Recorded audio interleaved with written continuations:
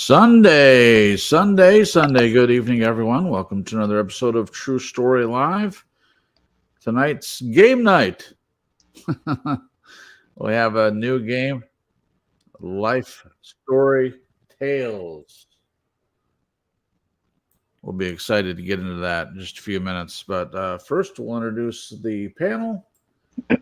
Speaking first, my name is Jason. I'm the host of the broadcast for those listening the first time. But with me, I have a panel, and I'll start out by introducing my amazing wife, Jen. Jen, take a minute to say hello to the peoples. Hello, peoples. Lovely to be here this evening. A little groggy and chill, but that's good. Yeah. And just want to say next week we'll be tackling the topic of purity culture and patriarchy. So that'll be a fun write-up. Just a little sneaky peek for next week. How they tie in. Yeah, we're going to do it tonight, but it would have been rushed and didn't want to do that. So next week, y'all, next week. Yeah, this was something that we talked about. It was also a suggestion from one of our chat folks. Celine messaged me and asked if we could do it on purity culture. And it's a popular topic, not the purity culture, but it's a popular topic right now with the patriarchy and a lot of stuff going on with that. We talked about how it affects sex roles within marriage, so that might tie in as well. But we got a couple things with the purity culture and how that ties into the patriarchy. What caused it? What caused purity culture? But tonight it's fun and games. Life story tales is what we got tonight. We'll introduce Marisa of the Nez Lover channel. Marisa, take a second to say hello to the peoples. Thank you, Jason. Hello to the peoples. Welcome everybody to True Story Live here on Sunday. Looking forward to getting hip deep into another discussion, this time facilitated by a fun little card game. I love it when we do these things. Throughout the course of the evening, I will be sharing some links of some of my people that come in and enjoy the show that I know they're comfortable with having their link shared. If you come in and you would like your link shared, please mention it. I'll be happy to share it for you. If you do not wish for your link to be shared, please let us know. We will respect your wishes. That being said, look forward to jumping into this. We're going to have fun. Hip deep. Oh, chin deep. Tight. Eyeball deep. Eyeball deep. I like it. Okay, last but not least, our friend from Australia, Glenn. Glenn, take a minute to say hello to the peoples. Yeah, hi. Another game night. Excited. Don't sound too excited, Glenn. I'm so looking forward to this. We can always count on your zany humor. There I am, rolling my eyes. I can see it. It's another all the way over here. She said, "Oh, yeah. Really?" Well, without any passive aggressiveness intended whatsoever. You know, if other people wanted to, chip in on the write-ups and stuff, then, we don't have to. We don't have to do game night. Culture was where you don't drink tap water or something. Fine. We'll switch it up. No game night. We're going to talk about the safety or danger of tap water. All right. We could do that. We're nothing but amiable and flexible here. That's right. That's right. I actually went looking for a couple of topics on just generally on the internet, and there was a really good article, more like a scholarly article written on, based on sort of studies about attraction and relationships and the things that you do. Overtly, you just happen to be when you're in a healthy relationship. One of them was that when you're out of outside the house and you're in other company, they gauge how well you speak about your partner. Oh yeah. Ah, I thought that was real interesting because you know yourself, you can go and sit with some, and they're running down the spouse or the girlfriend, boyfriend, whatever, and yet other people are there and they're always glowing about what they think, etc., etc. They said it was very significant in determining the quality of a relationship. Sure. that's so interesting. That's an interesting topic, I thought. Yeah. Absolutely. Yeah, I've seen both sides of that with people. I've run into some people that, pick on their spouse or say not so nice things. And then the opposite, a spouse that'll lift up their partner or compliment them to other people. That's interesting. I wouldn't mind reading that, Glenn, if you wouldn't send me the link. I lost the link because we had a power blackout in an electrical storm. Uh-oh. I'm sure I can find it again, so it'll be right. Are you guys feeling the hurricane at all? I know it's like way up north, but you getting any rain or anything? Glenn? What's that, sorry? I think there was a hurricane that was hitting the northern part of Australia. Oh, no, we don't call them hurricanes. They Oh, call them cyclones. Ah, gotcha. But no, you wouldn't get them down here. Yeah, cool. Yeah, I think it's already passed, y'all. All right. I didn't hear anything about that. Nope. I randomly heard about it. Of course, it corrects you. Yeah.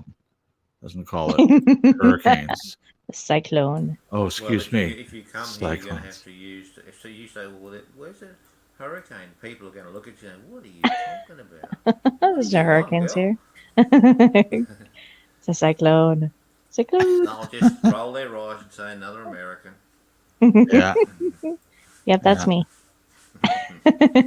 Definitely American. Alrighty. We have, other than the four of us, 1, 2, 3, 4. Yeah, we have Face the Ace in the chats, and also Bobby just popped in. Hey, Bobby. Hey, Face. Bobby. Hello. Nice to see you. Thanks for stopping in. All right. Well, thank you all for being here. We'll try to say hello to anyone new that pops in the chat, but we'll get into this game night thing, see if it's any good. All right. So we're going to start out with a little bit of childhood stuff. Yeah, take it away, Jen. I just picked a few out from supposedly this particular card game. It's kind of a way that you can interview. I think it's mainly for parents to kind of get a history of your parents' life, but a lot of these questions can apply to just anybody, so it doesn't have to be parents. Sure. Yeah, so it's always good to preface, especially with Glenn involved. You can answer it any way you want. You don't have to. If it doesn't really apply, you can adjust it to make it apply or pass. Yeah. Yeah.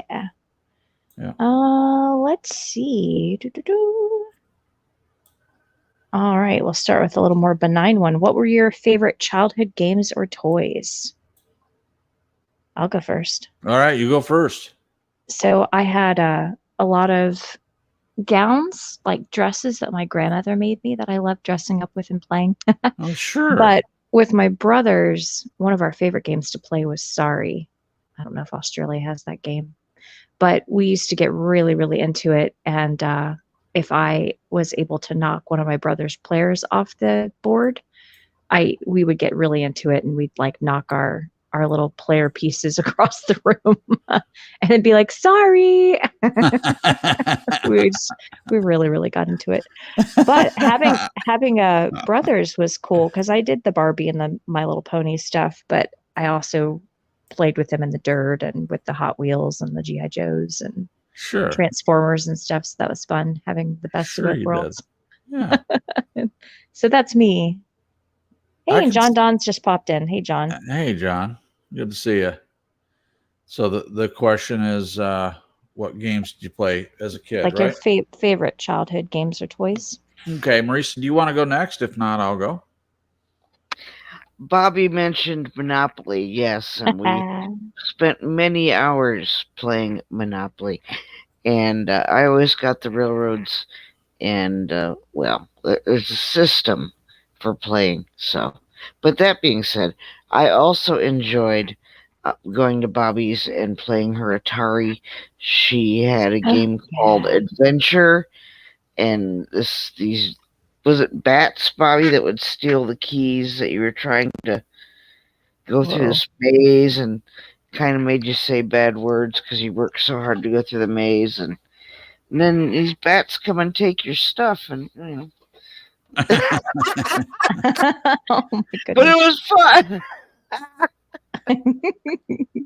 Nobody As long wants as it any. was fun. Yeah, it was fun. Nobody wants any stinking bats taking your stuff after you work so hard to get them. Nobody wants that. What in the world? Ooh, I'll add one real quick to mine. If Nez, if you're finished, I don't want to cut you off. Oh, maybe not. You guys still Yeah, there? you're fine. Go ahead. Okay, cool. I was talking to my nephew Ethan earlier today. I haven't talked to him in a while, and he's really into Legos. I know a lot of adults that are into Legos, actually, like the really high end Legos. But I was telling him that we used to take the square, flat, green Lego piece that you usually would use as like a base or foundation to build houses or ships on, and it's probably about like 6 or 7 inches by 6 or 7 inches. And we used to build a wall around the outer perimeter and then a maze on the inside. And literally, we would pull saran wrap over the top till it was taut, and then put Legos around the edges of the saran wrap so it would stay on there. And we'd put a little BB in one opening, and there'd be another opening on the other end, and you'd have to like tilt it to get it through the maze to the other side for the BB to come out. But it was just funny. We were talking about that, about how imaginative past generations were with trying not to be bored. Yeah. And now there's like so many online games and smartphone games and all of these different things. But I just found it was interesting talking about the ways we used to entertain ourselves back when technology was just a glint in someone's eye. Yeah. So that's funny. What about you, Yeah. Jay? Well, first of all, to kind of tie into what you're saying, I mean, we would take a piece of cardboard and we would do all kinds of stuff with a piece of cardboard. You know, cardboard boxes, and we cut holes out of it and draw a door in it, and just play in a big, huge appliance box. And then when it started to get flimsy from use, going in and out, and we'd lay it flat on the ground, and it was a raft out in the middle of the yard, and we're in going down the river on a Imagination. cardboard raft. Heck yeah. And also built forts, built tents, all kinds of stuff. Yeah, we played Sorry, but more like Monopoly and Life, and we played all kinds of board games. I also played with we're called Super Friends, but they're basically like Superman, Batman, little 9-inch, might have been 12-inch, trying to remember how big they are, but they were characters, little plastic toys. Yeah. I also had the what do you call it? The Star Trek Enterprise plastic thing. And then you mean the toy? Yeah, the toy. Yeah. Had a transporter. You put the guy in the back and then spin it, or put him in the front and spin it, and then he comes out the back, and you open up the little door and take him out, so it looks like he's actually transported somewhere. Oh. Yeah. Fun. Fun toys. They had great toys back then. You mentioned Hot Wheels. Yeah, I loved Hot Wheels. I had several car cases full of Hot Wheel cars. And yes. We lived in a place where there was a lot of construction. So a lot of times they'd have sand, outside that they were using for various construction things.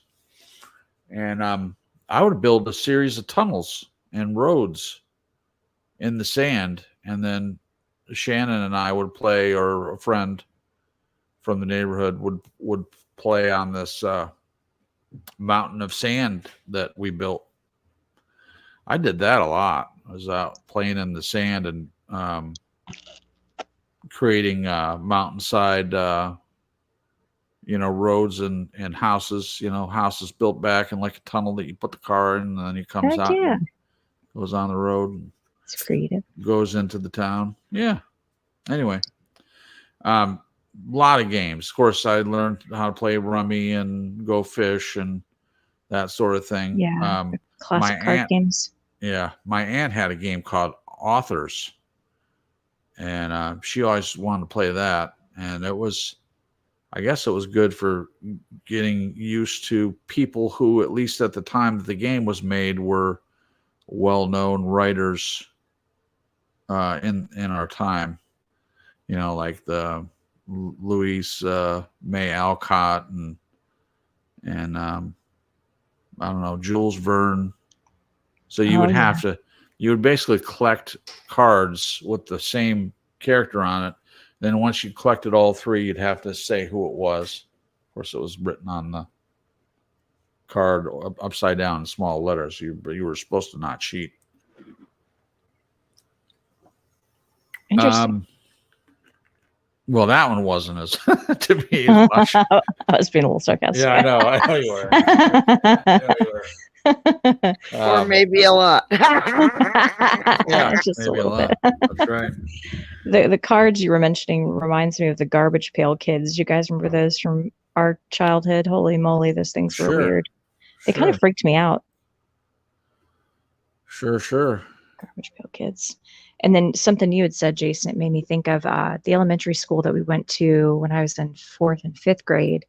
They had just recently built, and we would walk through the back of our neighborhood to get to school. There was like this path through the forest, and they had built up this humongous dirt hill.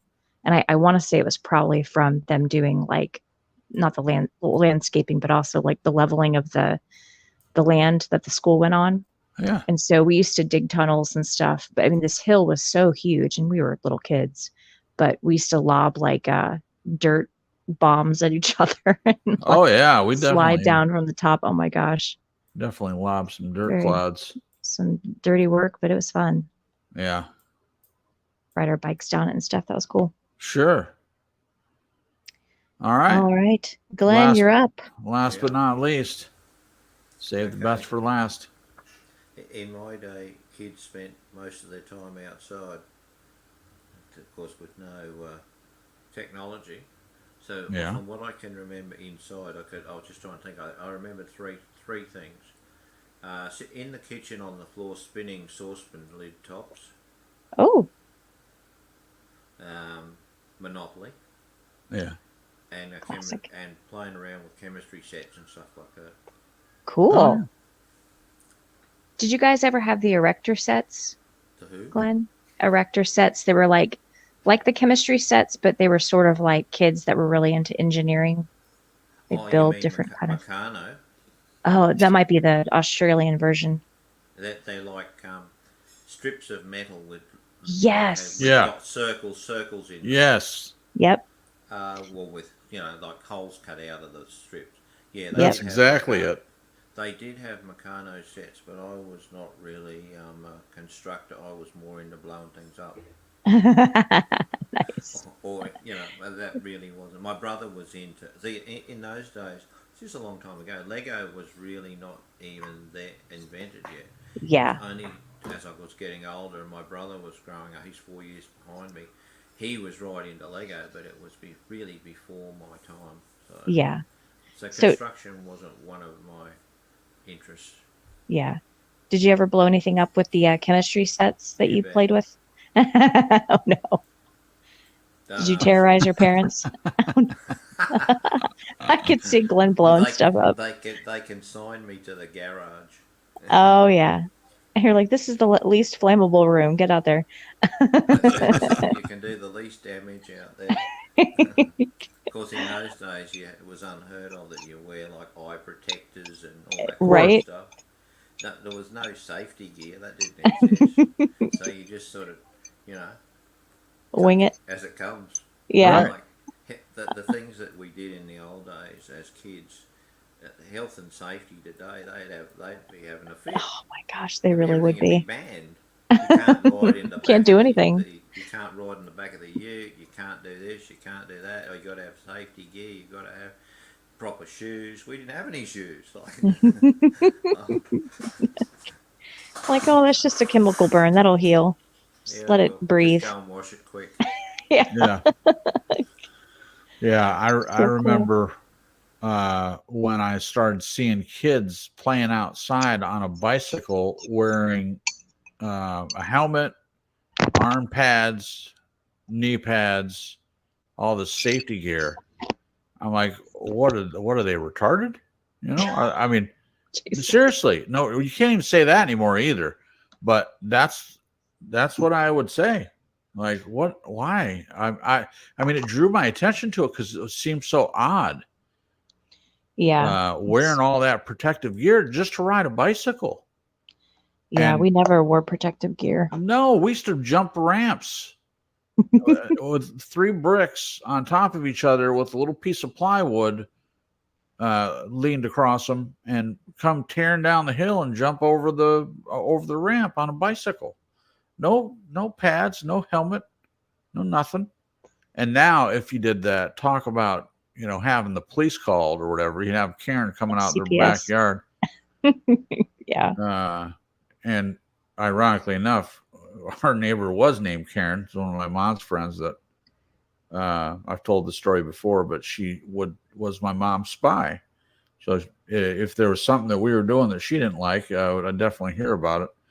But we actually had another Karen lived across the street, and she was really nice. I did some work in her yard from time to time, and she'd pay me for it and all that. But she came out there one time yelling at us about this. This is back in the 70s. So I guess I should have made a mental note that the tide was turning, and that's where it started, where individuals were concerned about children's safety when they didn't have children of their own to worry about. There they'd be out in the yard yelling at these kids. Get off that ramp. What are you doing? You're going to kill yourselves. Oh, man. Anyway. And yeah, the way we used to construct ramps back in the day, you know, it's just like shoddily put together. Some paint cans, like, you know, propped up a big piece of plywood. You can't use paint cans? What? Oh, I'm making a point, you know? Like anything we can stack. Do we have anything we can stack up to give this ramp some height? Although we did actually, and I don't know who built it. I'll have to ask my brother, but somebody built us a half pipe in our backyard because my brothers were really into skateboarding. It was a really nice half pipe. It was fun. Well, sure.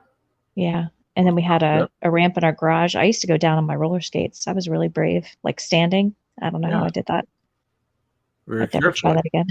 Very carefully, with all my knee pads and shin pads and elbow pads, I would have to put all that stuff on now. Got to break something. Yeah. You'd have to put it on now. Yep. Otherwise, someone would be running across the yard yelling at you. Call the authorities. Yep. All right. Next question. Yeah. Okay. Oh, if you're not done, if you have more to say, go ahead. Just kidding. I like moaning and groaning about stuff, as you know, from time to time. Okay, next question. All right. Next question. Did any of your childhood friends remain in your life? Yeah, I'll go first. My oldest friend. Well, I have a couple friends I knew before that, but I mean, they're still in my life in that we occasionally communicate. Yeah. But Marcus, when we first moved to Charlotte back in 1976, we rented a house, and Marcus lived 2 houses down. And we were there for, I don't know, 8 or 9 years during my childhood. And he and I are still friends to this day. We talk, once a week, I guess, or once every 2 weeks, and occasionally see each other. And he's one of my oldest remaining friends. As I mentioned, there were kids that I knew as a result of my parents knowing someone, going over their house and stuff when I was young. But just don't communicate as much as some. Yeah, but Yeah. there's a handful, like 3 or 4 that I still talk to or check in on occasionally, but at least That's one cool. that I talk to fairly frequently. So yes. Cool. I have one. Dracula Corey. Yeah. She was our neighbor. But that was like when I was 6 or 7. Yeah. I lost touch with earlier friends. Sure. And some of the friends I had weren't very good friends, so I definitely lost touch with them on purpose. Yeah, I had that. I had that. I think everybody has that to a certain extent, maybe. I don't Yeah. know. You live, you learn. Yeah. All right. Anyone else want? Nice. Oop, is she muted? I'm right here. I was just taking a Alright. big yawn as soon as you called my Awesome. name. Bobby's This is- right here in the chat. Woohoo, I've known her Bobby. for over 40 years. My oldest, my best friend. There's Bobby. Oh, the fun we'd have, too. We used to ride her mini bike, and then the chain would break, and then we'd fix that. We'd go singing door to door. We did prank phone calls. We made up shows. Oh, my goodness. Nice. We played pranks on her mom. One time we took her denture adhesive and glued a bunch of stuff to the bathroom counter, and oh my god. No. Wait, how old were you guys when y'all met? I don't know, Bobby and I were probably like first and second grade, something like All that. right. Yeah, we're Lifelong old now, friends. yeah. Bobby said the poor neighbors. Dun dun dun. Yeah, that's a good long time. Good long time to know someone for sure. Yeah, that's cool. 40 years. Yeah. I think that's great when people stay friends that long. Yeah. It says Yeah, it something. can be. I guess if they're good for you, people like you said, Yeah. Jen, that you had let go of some friends that weren't so good for you. But Yeah. if the person's good for you, if they're a good friend, then yeah, it seems like that'd be an advantage, because then you have someone that you know fairly well, that you've known for a long time. It seems like that. Well, at least speaking in my case, it can be a real advantage, because you've known this person so long. You don't have to. You're not putting on airs or anything like that. I mean, they have seen you. I mean, Marcus is At your best and your worst. Yeah. No, And really. everywhere in between. Yeah. Yeah. Bobby said she used my ponytails as reins and rode me around the playground. Giddy up. Oh my goodness. Wow. What about Yeah. you, Glenn? Yeah, well, I've got a few of my primary school and high school friends on Facebook, although I haven't seen them for a long time. We did the primary school I went to was quite old. It's coming up to, I think it must be coming up soon to about 150. Oh Wow. wow. They may have a reunion then, but so that the last time that they had a reunion might have been 120 or 130 or whatever it might have been. Sandra and I were overseas, so I couldn't go. Of course, that was really disappointing. But yeah, I still keep in touch with probably 5 or 6 of them.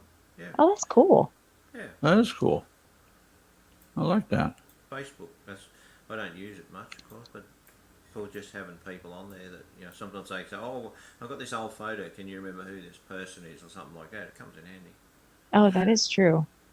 Yeah, Facebook does serve that purpose for sure. Of course, now the youngsters make fun of people. I mean, if you use Facebook at all, you're out of touch. You're an oldie. You don't use Snapchat, or I don't know. It used to be Twitter. Now I guess it's cool not to use Twitter anymore.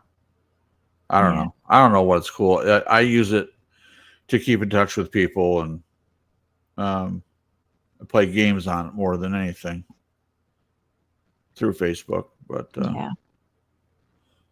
anyhow, these are good. So far, childhood related.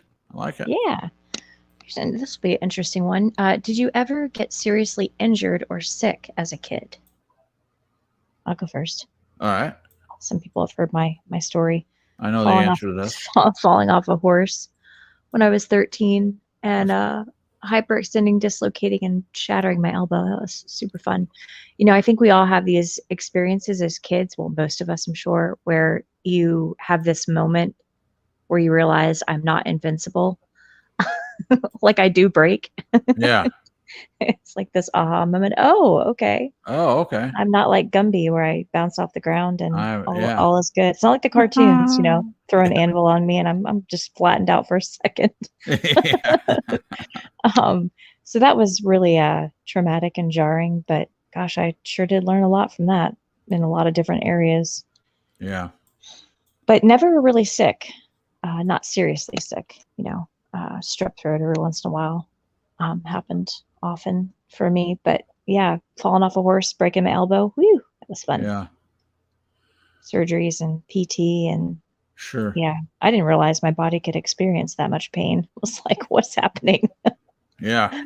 What? Yeah. Yeah. I not sick, I didn't have like long drawn out sicknesses. I mean, everyone gets the cold and fever and stuff when they're a kid, obviously, but I had accidents like the first accident I had, I barely remember. I do have a phobia that's related to what happened to me. But my grandparents, that house I told you about that meant so much to me that my uncle sold out from under the family, that has a river running through the backyard there. And they used to have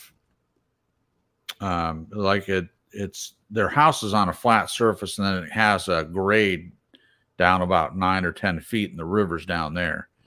And I toddled off the main ground and tumbled down the side of the hill and landed in the icy river.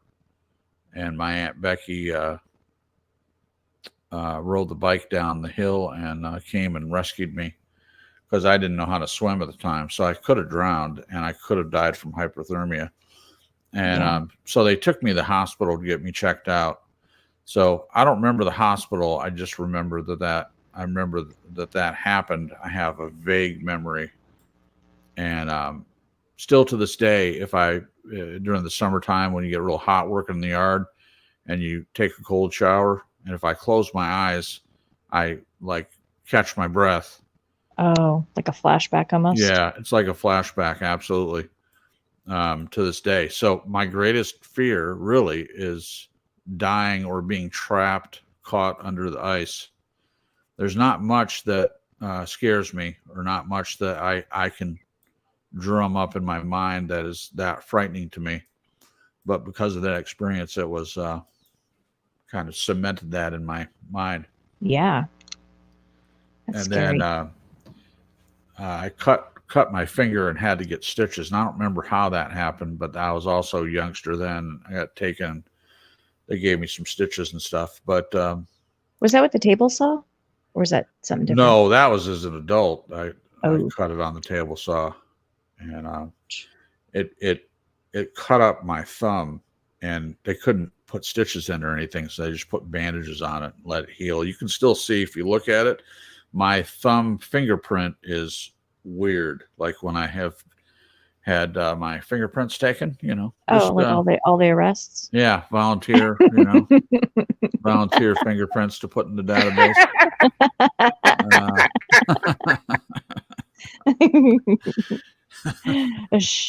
Yeah, right. Anyway, yeah, I was pretty lucky. I didn't have like my appendix burst or anything like that, or scarlet fever or anything like that as a kid. No. I had chicken pox when I was 17, which is apparently miserable, comparatively speaking. If you get it when you're a kid, it's not as bad. And I had it pretty bad because it was later in life, but nothing else. Anyway, that's me. Right. Marisa? When I was just little, like maybe 3 or 4, my family got very upset at my mother because she had me have plastic surgery. She thought it would behoove me to get it done earlier than later. She thought my ears stuck out too much, like, like Mickey Mouse ears or something. And so What? she had them pinned back. And Oh, I wow. ended up getting a pretty bad infection Uh-oh. from because being a little kid playing outside, was touching, things outside, building fort, getting in the wood pile, and Yeah. that's how the infection happened, Oh, not from gosh. anything that she did, but still, that people were upset with my mother because she had that done with me at that early of an age. You can still feel the scars behind my ears. So Oh, yes, I've had plastic surgery Oh, my goodness. wow. for cosmetic reasons and survived. But yeah, went through a bad infection from me playing outside. So, Oh, my goodness. yep. Well, it says a lot about your mom, I guess, and depending on how you look at it, huh? Oh, I think she did. I don't think she did anything bad. I think Oh I no, just needed to be, maybe whoever was supposed to be watching me, me being so young, probably should be the one who should have made sure that I wasn't touching, Yeah, because things kids I with ought not stitches to have. Right. and they Right. get itchy. Right. That's That's you're what it like, was. I remember that itching really bad. So yeah. Yeah, I remember. well, I didn't mean that. I meant making a decision to give a child cosmetic surgery for something like that. I don't know. Yes, like I said, it did not go over well "Eeh." with the rest of the family at the time. Oh, gosh. The shame and blame all went to her. Uh-oh. So yeah. Interesting. Says a lot about you, Marisa. Plastic surgery. People don't believe me when I say that. I think I've won a few bets that way. I'm like, I've had plastic surgery for cosmetic reasons, not because of an accident, not because of getting burned or anything like that. Just totally, totally cosmetic. Yep. Yeah. People People didn't are believe it. weird. Why would they not believe you? That's weird to me. Well, people don't believe a Yeah. lot of things that are true. Anyway. Well, sure, True, that's true. true. Yeah. And your mom was probably looking out for you too, because kids are ruthless. I know. believe she was. And I don't regret it. I saw pictures of what I looked like before that. I'm like, all right, even as an adult, I'm okay with that call. All right. Yeah. Well, John says I haven't had any plastic surgery unless you count circumcision. I don't think you can count it as plastic surgery, but it is a major operation in my opinion. Jen read some articles. This is a topic for another time probably, but how it affects the male when they have that done. What a horrible thing it is. What it does to the brain. What it does to the brain and how they do that intentionally to mess with males. And to hold another topic of why it's important to supposedly important to the God of the Old Testament that you don't have a penis tip. Foreskin. The whole thing is weird. Foreskin, yeah. But the whole thing is weird to me. I don't know. Maybe we'll talk about it sometime. Probably not, though. All right. What about you, Glenn? Where are we going here? That was perfect. Perfect comedic timing, Jen. Okay, Glenn. Glenn will take penis tips for $200. Okay, that's the best one you've ever come up with. Thank you. Oh, I've seen those YouTube videos where Sean Connery's on the one, like and that Daryl Hannigan, I think, and what's the other people like celebrities? Oh, they take the piss, and it's hilarious. I love that. Yeah. Daryl Hammond. That's right? it. Yeah. Oh, Yeah. amazing! I just kill myself laughing. Oh my goodness. Yeah, Jeopardy, Celebrity That's Jeopardy. it. That's the one. Yep. That's Yep. the one. So, Well, Anal oh, bum oh, cover. That's my that's favorite. it. That's the one. Yeah. Anal bum cover. Oh, I need to Yeah. watch this. I'll take It's- anal bum cover for I've $1,000. seen them all, but it is Will Ferrell, isn't it? The Coast, I think. Yeah, he is. Wait, Alex Trebek. Yeah, Is this from Very funny. SNL? it is from SNL. Oh, okay. They did a few of them, but the funniest one is so it's an album cover, and then Sean Connery goes, "I'll take anal bum cover for $1,000." And he's like, "It's an album cover." Yes, that's what I said. Anal bum Yeah. cover. And he's always what's he going on about his prowess with Trebek's mother? Yeah, Uh-oh. Oh, yeah, Goodness. she's hilarious. a screamer and all Oh this my sort of Love it. gosh. stuff. Love Anyway, okay, back to reality. Yeah. So, did you ever have a serious injury as a kid or sick, Glenn? Probably both. Well, I think about 12. My brother and I were running through the house. He slammed the door, but I had glass panes in it. My hand went through the door and sliced my wrist open, and that was 6 hours in the hospital to sew it up. I remember Oh that. gosh. I was in a. My arm was. It took me a long time to get the use of my arm back, my hand back properly. So, but it's fine. Yikes. It's fine. Got a huge scar on my wrist. My So goodness. that's that one. That was pretty dangerous. It just a tenth of an inch to the artery. So I was Whoa. pretty lucky. Also, when I'm not quite sure, in similar age, maybe a little bit older, I must have had like vomiting or something really bad. So the doctor prescribed me a drug for nausea, Uh-huh. and I was allergic to it. Oh And gosh. makes you basically lose all your cognitive functions. Oh, Oh, no. Your eyes roll back and you can't. It is an unbelievable feeling, but yikes. you lose all of your capacity to process anything. Oh Oh, my gosh. holy crap. Yeah, your neck gets really tight. It's like you know how I hate using. I'm trying to find the best word, but you know how, unfortunately, some people have got really, really low intelligence. They're impaired, for Yeah. Yeah. want of a better word. That's what it felt like in the sense of the mind. You just can't.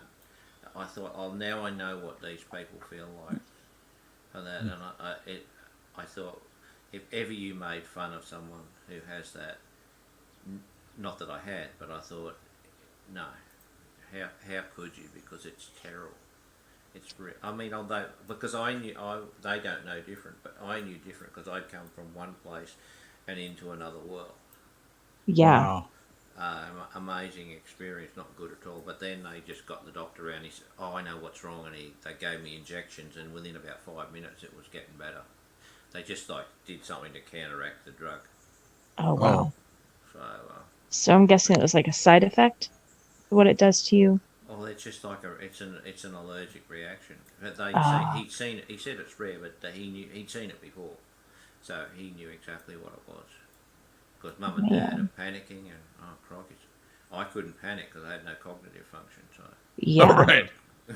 so Oh my gosh. Oh, yeah, this feels good. This is, That's- I'm used to this. no, you can't even think like that. You don't have the capacity to even. No, process I anything. know. I was joking. Yeah, I know, but seriously, not funny. No. Okay. So there you go. That's my couple.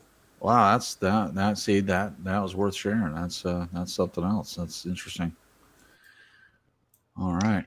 All Yeah, right. as far as childhood, I didn't have much, but I injured myself a lot when I started working for my dad. I shot a nail through my thumb. I've talked about that. Various cuts and tin snips, and I mean, it's bound to happen. I mean, people that work construction, they cut themselves and have all kinds of things happen. Fortunately, I never, fell off a ladder and really did serious stuff, but I didn't. I'm not afraid of heights, but I worked for they do the framing. When we'd run out Yeah. of work, my dad always would try to find work with other people for me while we're in between jobs, and that was one of my least favorite was doing the framing because when you put the trusses on the top, you have to walk along the edges of the wall, and I just didn't like that. It wasn't the heights, not a fear of heights; it's a fear of falling off the top of the wall. Not into that, because some of them were pretty high. You know, three stories high for some of the houses that we worked on. Whoa. And I would always want to hand stuff up from the ground. That was what I wanted my job to be. You wanted to keep your feet on the ground. Yeah, I'll be on the ground. I'll hand stuff up to you. You know, yeah. What do you need? Okay, you cut this at 65 inches. Okay, okay, here you go. I wanted to be the cut man. I ended up later being the cut man all the time, so that ended up working out. But anyway, all right, moving on. Oh, are you done? I'm done. Yes, I'm okay. done. Okay, cool. I think we've asked a similar question with this one, but we can do it again. It just might be faster if we've answered it before with another game. What did you want to be when you grew up? I will say for me, I wanted to be a wedding gown designer. Oh, really loved wedding gowns and just dresses and gowns. that Loved makes it. sense. And for a little while, ballerina, but that didn't last too long. I got into ballet classes and realized it was a lot harder than it looked. And I was missing out on playtime with friends in the neighborhood. So I was like, no. Yeah.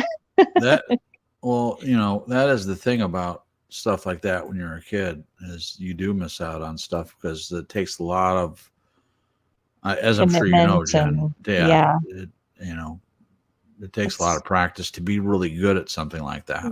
Yes. Yeah. A lot of discipline. Yeah. I remember watching Ice Castles. Remember that? Yes. I think you do remember that. And it showed how much she was training. And that's kind of part of that story, was that she was missing out on relationships, and the coach or the mother or something didn't want her to get involved with other people. Yeah. Want her just to practice all the time. I'd imagine it'd be the same with Hollywood mothers with the acting. Yeah. Anyway. I wanted to be several things. One of the things was a magician. I had a little magician's kit with various tricks that I would set up a table and perform for my family, which I'm sure they weren't too thrilled with that, but that's something I did. For a brief time, I wanted to be a fireman. You know, I had fire trucks and stuff, and I was convinced I was going to be a fireman. But the thing I wanted most was to be on the radio, and I ended up doing that. So that probably was the thing that I was closest to being. Yeah. I used to carry around a tape recorder, one of the ones with the external mic on a cord. Yeah. And I would interview people. I would play songs on a tape player and announce it into the microphone. So I'd record the me introducing a song, and then the song. A lot of times it was off the radio, so it was a little weird. Like the song had already started. Like, oh, here we go. This is Casey the Sunshine Band, Boogie Shoe, Boogie. Oh, that's funny. But music was very important to me, so I recorded different times in my life. Starting out as a kid, I would start out with very rudimentary kind of recording systems, and then later it got way more involved, where I did. I had a double cassette tape, and I would get an audio cassette and make my own mixtapes like that. And then later it was CDs, burning CDs and making playlists and stuff like that. Yep. Yeah. I'm a little disappointed that I don't do that anymore, because it'd be really easy. I mean, I've got a Spotify playlist. It's super easy. Back in the day, I mean, they really meant something to you because you put a lot of time and effort into it. Now you just, you pick songs, put it on a playlist, and you just push play, and then there it is. It doesn't seem like there's, I mean, sometimes we would do the, cover art for it. Like when you burn a CD, you could pick the pictures that you wanted. Yeah. Yeah. I just put a lot of work into it. Wait, you mean like the stickers that you could put on the top of the CD? Yeah. With stickers, like the picture and name of the list of the songs. Mm-hmm. I remember that. If you didn't put it on all the way flat, like it wouldn't go into the Discman correctly. Right.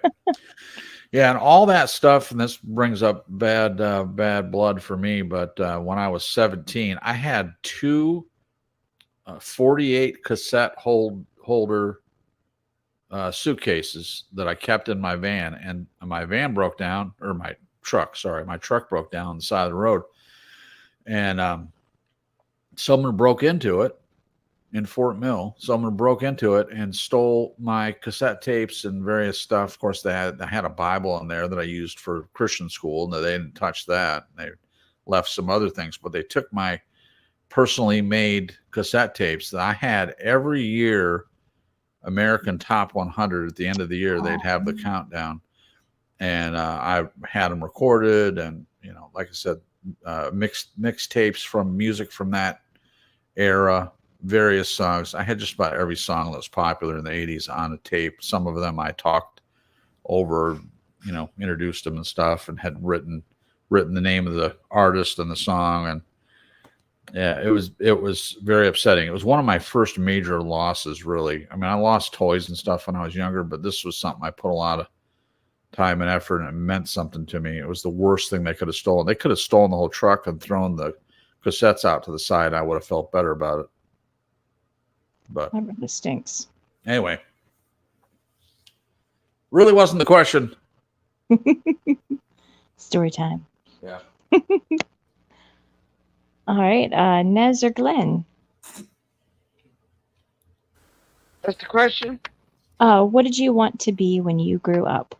I wanted to be a thin, petite Asian girl with long, straight, perfect black hair.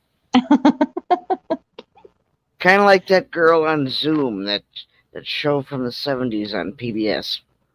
Oh, yeah. She could sing, she could dance, she could do it all, and she looked fantastic. So was that more of your focus than career? I just didn't want to look how I looked. I Ah. wanted to look better. Oh, Nez. I wanted to not be short and dumpy and chunky and Oh, frizzy Nez. hair. I wanted to look, like I described. That's what I want. Yeah. All right. All right. What about you, Mr. Glenn? Always was going to be something scientific, but nothing specific. Gotcha. It's a little more nebulous. Yeah, Something maybe to do with with science. astronomy, as you mentioned the word nebula. Yes. Astronomy. Have you ever had a telescope, Glenn?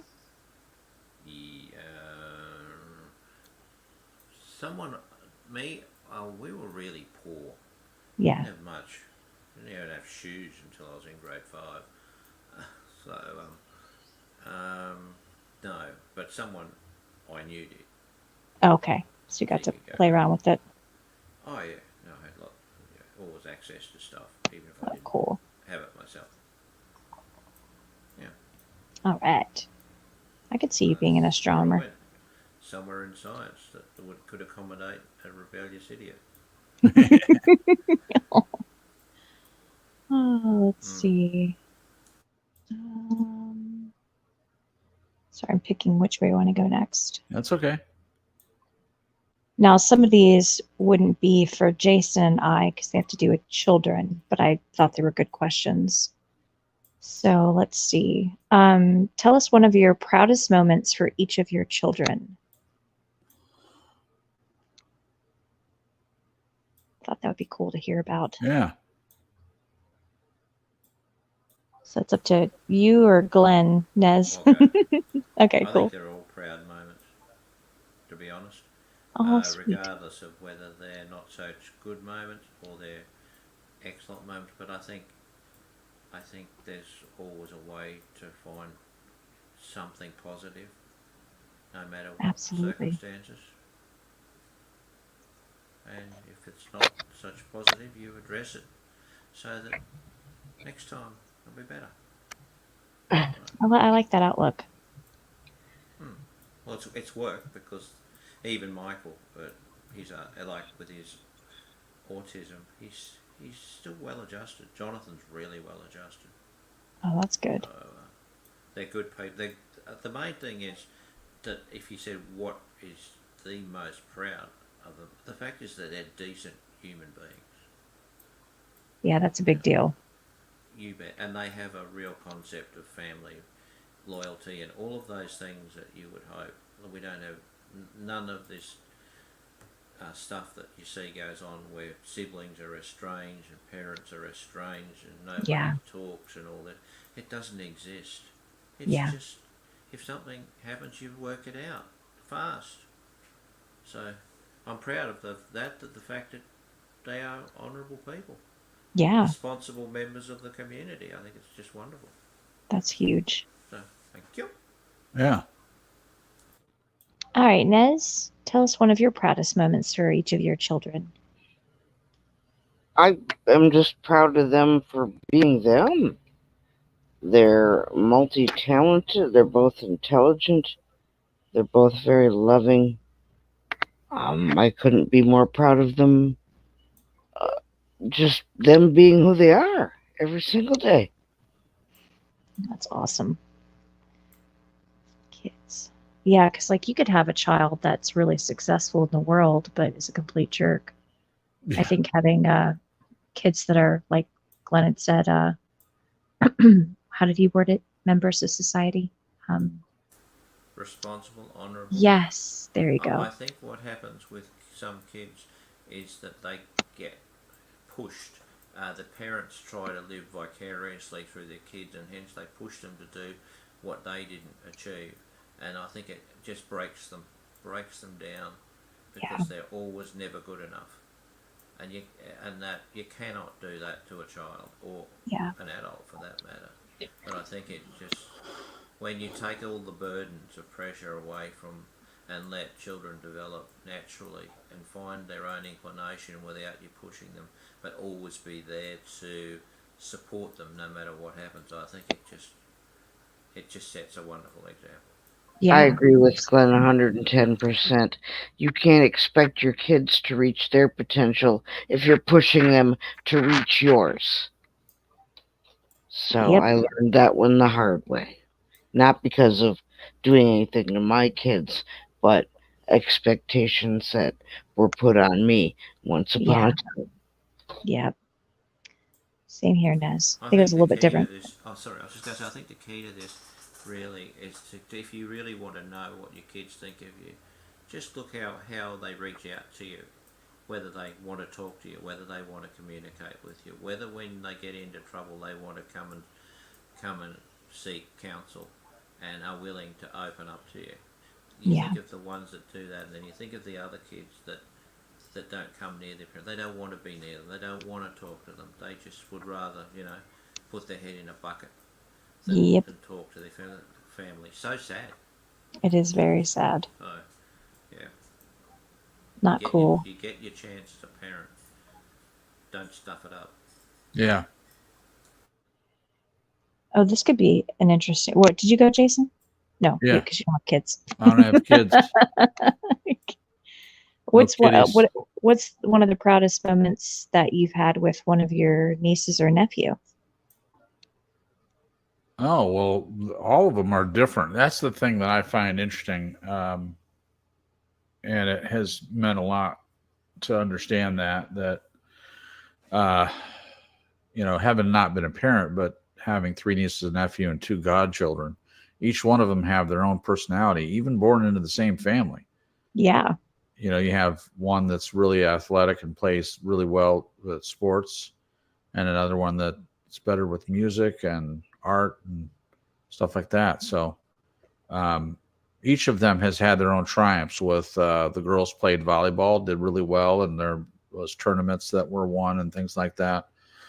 So those are nice moments to be part of their accomplishments. All of them have been baptized. I know that's not important to everybody, but I find it substantial.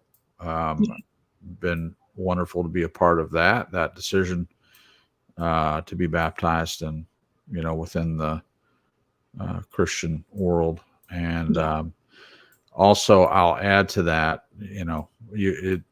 with where I am with the abusive and and stuff sides of Christianity, it would be really easy to be worried about them, but they all seem to have a good head on their shoulders and don't seem to be giving in and dealing with a lot of the same stuff that I have dealt with.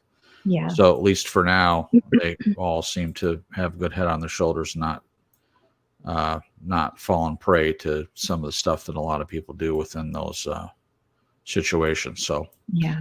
And um, age brackets. yeah, so it's basically, to answer your question, Jen, just being part of their accomplishments, proud moments, watching them achieve, and whatever they want to do. See, it's not about, to me, I don't want to set for them what I think they should do. I just want to support them whatever they decide to do, and I think that's the way it should be. But I'm not their parents anyway. But still, Yeah.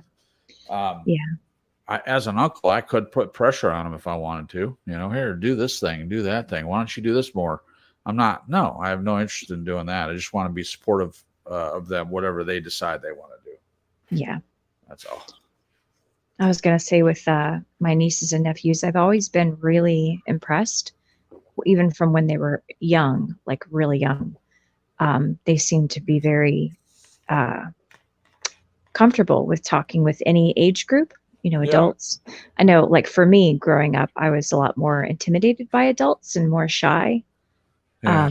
But so my nieces and nephews have been really great at just conversing with any person, no matter their age or gender. And I just always really looked well on that. I was like, that's pretty impressive. Yeah, that's great, babe.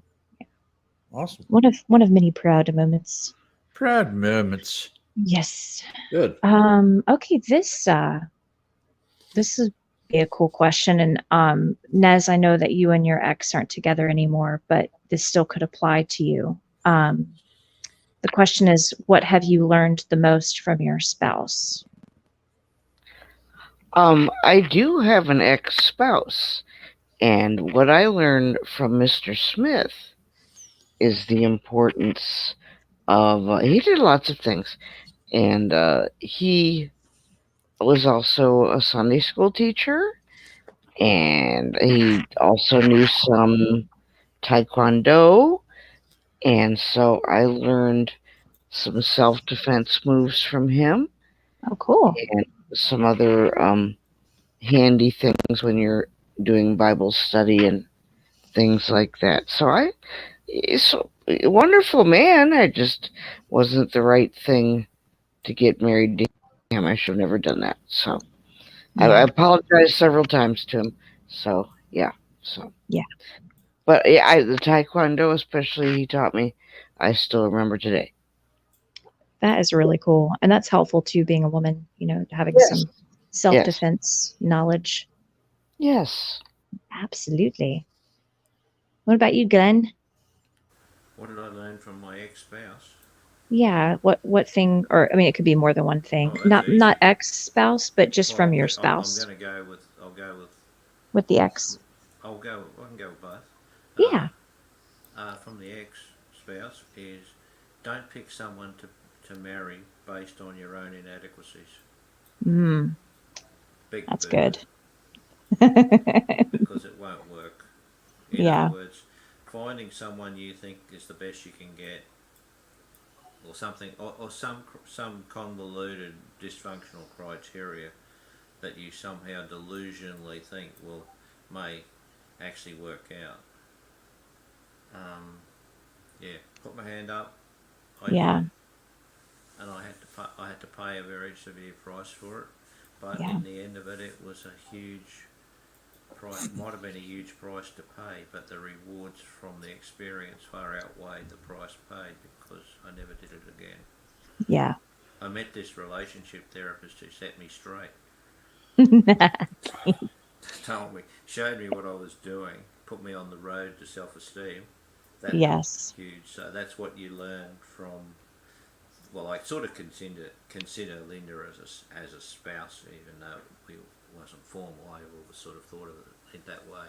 So what did I learn from her? Oh my goodness! Well, how long you got? That means a lot. Another hour.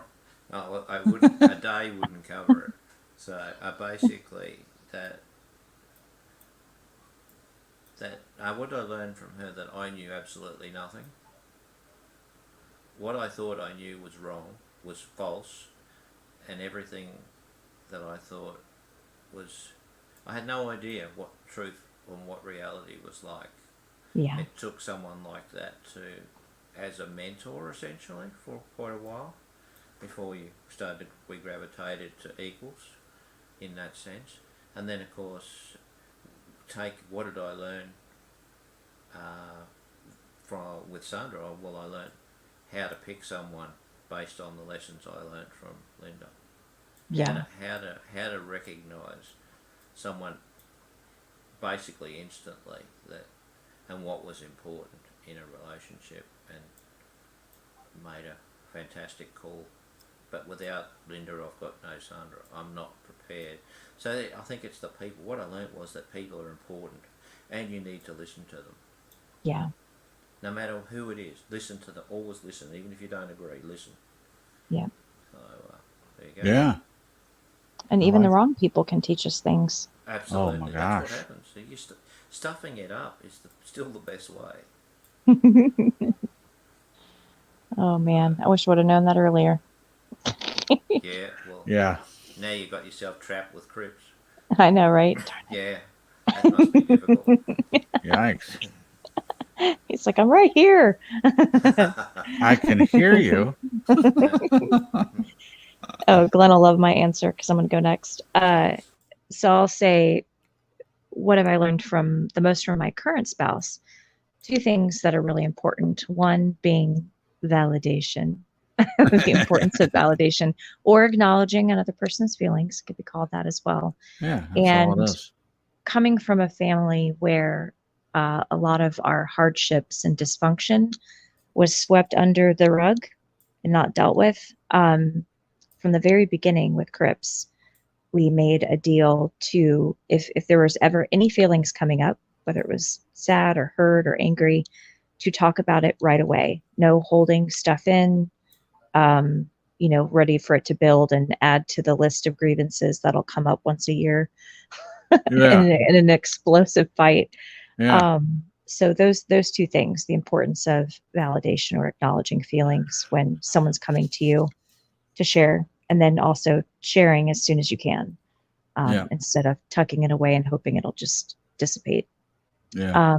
And I'll say, gosh, I learned a lot from my ex-husband, more than we have time. And I've talked about it before, but learned a lot about what not to do, what Sure. to do, what not to put up with, self-esteem, self-worth, all these different really important life lessons. Just learned them later than I wish I would have. But still very, very grateful. Very, very grateful. I wouldn't be the person I am today if I hadn't gone through that. So I'm grateful for that. What about you, Crips? Well, just like you said, from my first marriage, I learned a lot what not to do and what things I didn't want. But honestly, on the positive side, I think I learned how to be empathetic toward someone that I didn't agree with the way they were handling their mental health. Yeah. So, in other words, I was there for them, even though I felt like they should be getting help. And they said they were getting help, but it was really just a social time rather than really taking what was said in the therapy session and applying it to herself. Yeah. And I didn't say, well, since you're not going to pay attention to therapy, I'm not going to be there for you.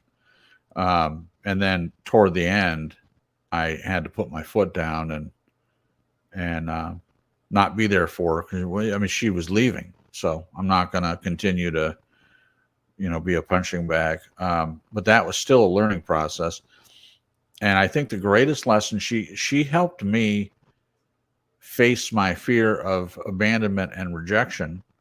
When I avoided that, I didn't date for a long time. I missed dating opportunities because of my fear of that. And then I ended up, getting married and having to face the very fear I tried to avoid for decades and decades to begin with. Yeah.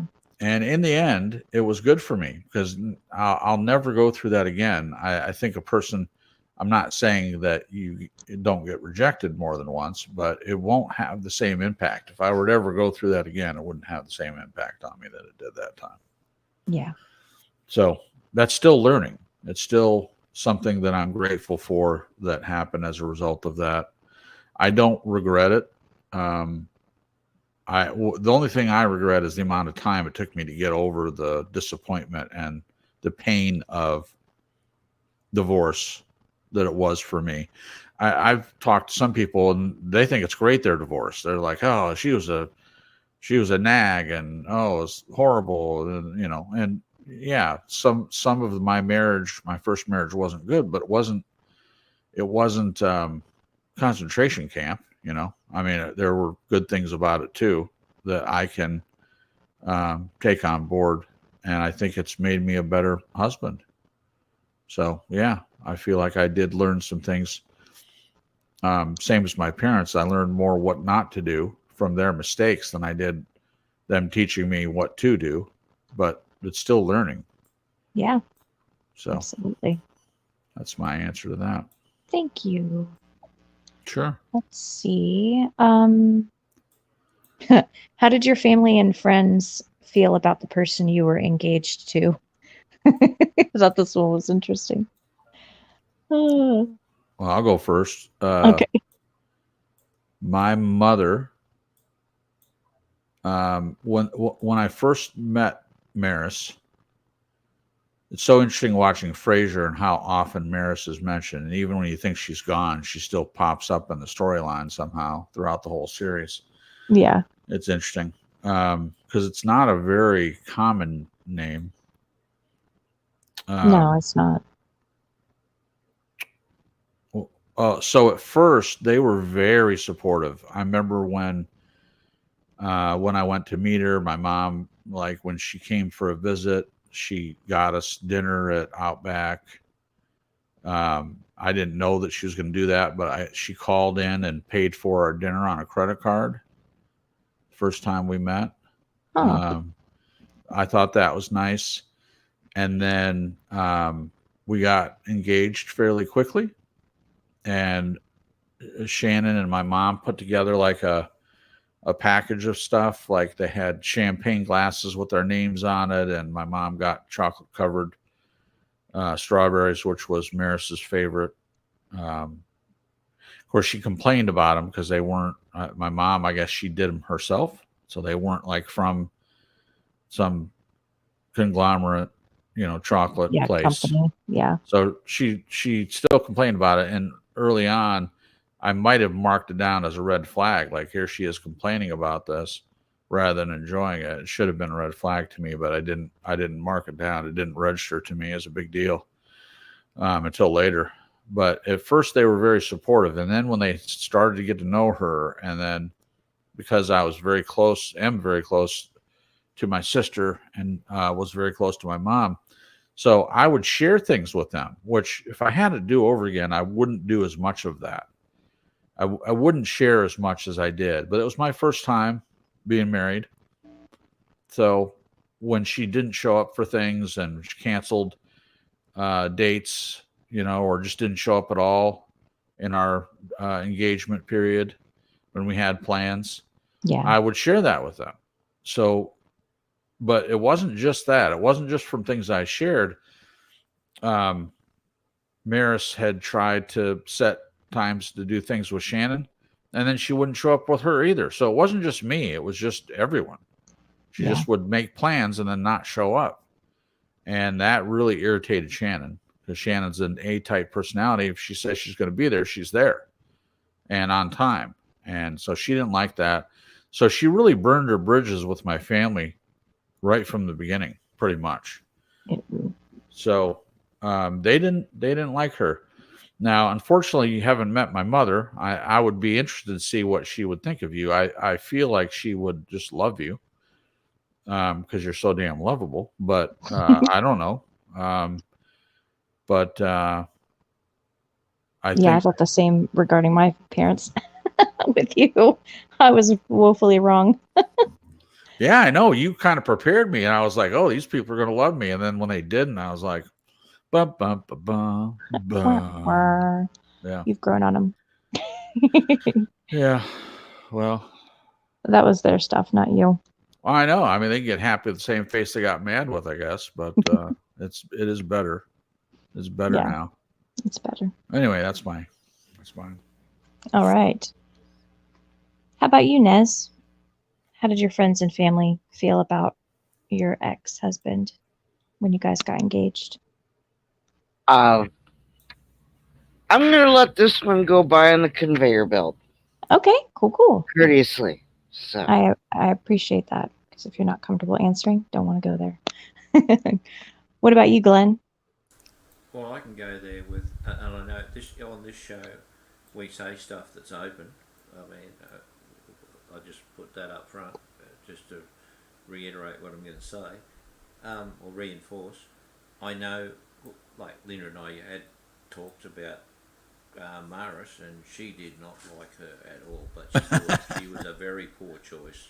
She Yeah. thought Cripps was a nut Yeah. for getting married to her.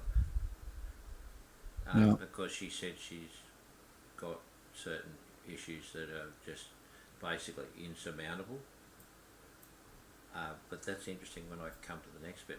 I knowing her as I do, I think Jen and Linda would have, although they're not necessarily the similar personalities in many respects, I think they would have got on like a house on fire. I think Linda would have been very influential and good for Jen for sure, because that's that nurturing nature of her. As soon as she knows what Jen's like, she'll be really good for her, and vice versa. I think the parts of Jen would have been excellent for Linda as well. So I think it would have been a very symbiotic, positive outcome on that one. I Interesting. agree with you. Well, interesting you say that because she was not. I asked her to help with Maris, and she refused. She wasn't going to do it. She told me that. Yeah, yeah. So that was damaging for our relationship, but that was her choice. She Yeah, was make her very. What's the word I'm looking for? She was indignant. quite indignant, antagonistic. Oh, she was antagonistic. Yeah, Yeah. I think I told you, Glenn, that I was having trouble with it was a recession that started in 2008, and we had moved back and still trying to find a job and stuff. And my mom had come up with the idea that Maris go back to live with her parents for a while, and I stay there and look for a job. So she's trying to separate us more than once, and that was a awkward conversation. I couldn't believe that she was suggesting that. So yeah, it was pretty obvious that she didn't like. She didn't. My mom didn't make things subtle ever. Yeah. No, but she just saw it. See that rather than let you make what she considered was a poor choice in her eyes and learn from it, she was trying to throw up her objections. That doesn't work. No. It doesn't work. You look at it in retrospect now. If she'd said, "Look, I'll support you, Cripps, with whatever you decide is best for you," Yeah. and if in regard and when if whether things go well or whether they don't go so well, I'll always be here for you. Yeah. I mean, that would have been, and I'm surprised because she didn't. That was a side of her that I didn't really experience, but that was probably the harshest things, other than with her other person in the family that the two people that I really heard the most antagonism towards. Yeah. Okay, so now I've dealt with that one. What was the question for me? How did your friends and family feel about the person you were engaged to? Very good question. You know, I think confused. Just didn't know what I was doing probably because no sooner was I married, my ex-wife was suicidal, anorexic. So of course that was probably more under stress than anything of trying to deal with we're all trying to deal with difficult situations. My mum and dad were wonderful, but in terms of how my mum related to my ex-wife, I think I don't think there was any angst. But I don't think it was that closeness. I think um, I know my mum and Linda got on really well. They had, I'm sure they had lots of conversations behind when I wasn't there, which was awesome. And she adored Linda, and she also adored Sandra in a different way from my Sure. first wife. And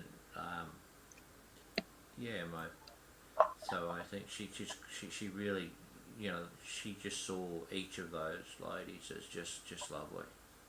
Although she did say to me that did tell me that I'd never marry Linda, and of course she said, I hate to tell you this, but my mum is very insightful, and I think I can say it. She said Linda's too damaged. Yeah. That's what my mum told me, and of course it turned out we didn't get married, but it didn't mean there wasn't genuine love there. But she said she just, well, and obviously that assessment came from their personal conversations behind the doors, which I've never been privy to and I've never asked. Yeah. But she knew, obviously, so Linda had revealed something to her about a lot of the stuff that she's probably revealed to us. The difficulties. It's just because you're a relationship therapist doesn't mean you don't have your demons. Oh no. That's so true. So, No, she was really helpful to other people and not as much helpful dealing with her own issues in some ways. but I've got some other photos there of my mum with Linda and stuff, and it's just like the energy coming off it's beautiful. Oh, So you're like two peas in a pod. Yeah. different. But my mum's Yeah. mum's a different personality altogether. She's a total giver. But I mean, she saw and she just same with Sandra. Her mum just loved Sandra. Loved before she was alive. They got on like an absolute house on fire. So I'm very fortunate with that. With my dad, interesting. Both Linda and Sandra are very strong personalities, which of course suits me 100% down the line. But I remember Sandra said something to my dad about homosexuals, and oh geez, he got on his bike. He really went off to town. But Sandra's forthright. Same thing. I said he didn't like it. So, Oh, goodness. whereas I'm sitting there laughing it up. Well, she's a woman. She could say what she likes. She's entitled to an opinion. Sure. Equal. No one's in charge here. Everyone feel free to voice what you think and cop it. So Sure. that was it. Yeah. So, well, what do you think? Do you think it's like, I know you mentioned patriarchy as part of next week, but I think a lot of these questions do sort of, they can gravitate. It's not just mothers, it's fathers and family dynamics that can, like you can have one set of family dynamics with parents, and then when the kids come up with something different, it can throw the whole skew. It can be skew if, because Yeah. they suddenly don't relate to each other in attitude. So interesting. I know we'll get to that next week. But. Yeah. I think the whole thing with how people get along with people that their kids choose. I mean, it can either be good or bad. I think, obviously, in movies and TV shows, it's it's obviously a big topic. You know, lots of jokes about, oh no, the in-laws are coming. So I don't think it's always good. You know, Yeah. but it's nice when it works. I think I'm a likable guy. You know, I mean, I feel like I am, and I'm willing to work on stuff. But I think, as Jen and I have talked about this, some people see someone who's trying at least to be authentic and healthy as a threat if they're not interested in being healthy, or if they have family issues and stuff, things that they try to, as Jen always says, sweep under the rug, which has been the way that she's classified her family in some ways. I think they're getting better, and I have a lot of hope for them as a family. I really do. But Same. that can be a challenge from what I've seen. Because I, with them, right from day one, I said to each of them, including her brothers, I said, I'm an open book. I'm a come to the table kind of guy. If they have any kind of problem with me whatsoever, let me know. And Jen's mother kind of took that to heart and grilled me with questions right from the beginning, which I appreciated, because I look at it as if they're coming out with the questions, they're not hidden. Then it's open, and I would prefer that. But the the talks we had didn't seem to appease her very much at first, so that was interesting. Yeah. Anyway, family dynamics can be tricky. Good stuff. Yeah.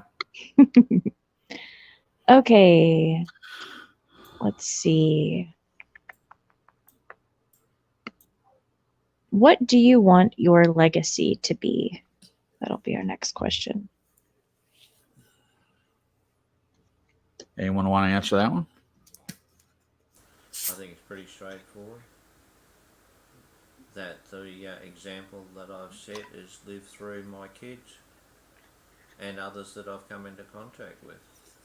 So in other words, be the best person you can, be honourable, all those value things I keep saying ad infinitum. Set an example. Yeah. Basically, I think that's the legacy, because that's something that people do refer to. You've seen how often I refer to people in my past because of the importance of how I see their wisdom and etc. When you set that example, it lives generationally. It doesn't die when you just go 6 feet under. So Yeah. that's what Makes I you think of the impressions that we leave on the people around us. I think we're a lot more impressionable than we give ourselves credit for. very And much not to so. pat ourselves on the back, but how much we affect people with our words and our time. And And when you come to do something, just think about it sometimes. If you're going to be angry, you're going to be destructive or reach out in anger or retribution and all of those things. Think about the impact of what you might say and how you might act in those moments and what example it sets. absolutely. Thank you. Mine's going to be short because it's sort of self-explanatory, but a legacy of love and authenticity is what I want to leave. Well, you're well on your way as far as I'm concerned. I was waiting for applause. I'm just kidding. It came on cue. You're on mute. Okay, got it. That's right. If he doesn't do it, you'll get a severe talking to after the show. I just want to be able to be my most authentic self and just love people. And I think that is an amazing legacy for anybody to leave. A legacy of love and realness. It's a word I just made up. Realness. Oh, Realness. I think it worked. What about you, Cripps? What do you want your legacy to be? I'm the same. I want to be approachable, and I want to be seen as loving and someone that is quick to forgive, but doesn't just let people walk all over them. I want to be known as graceful and kind and willing to work through hard stuff, hard yards, as my mom would say. And I feel like that's who I am. I really do. I feel like that's the impression I want to give, and I'll keep working at it. If I'm not doing well with it, I'll continue to work on it. It is something I think that anybody can improve, over time. And I hope that I have done that. All right. What about you, Nez? Oh, who cares about me? I just want my kids to be healthy, happy, and to live their best lives, to love the Lord with all their heart and be good to other people, to bless other people, and other people to bless them. That sounds like a great legacy. I love that. Because as we know, the cliche saying, children are our future. It's very literal. Well, they are more important than I'll ever be.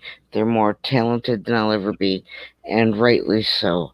They are just two beautiful souls that I hope they go much farther than I ever could or ever would in every way.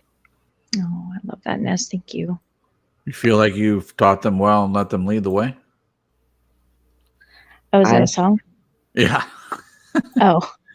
Yeah.